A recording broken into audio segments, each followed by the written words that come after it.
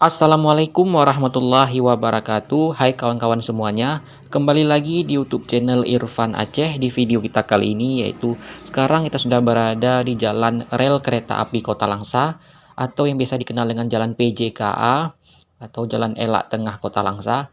Di sini kita akan melihat bagaimana suasana yang berada di jalan rel kereta api Kota Langsa. Bagi penasaran silahkan ditonton video ini sampai selesai ya. Terima kasih dan selamat menyaksikan di Jalan Rel Kereta Api Kota Langsa tahun 2025. Tonton video.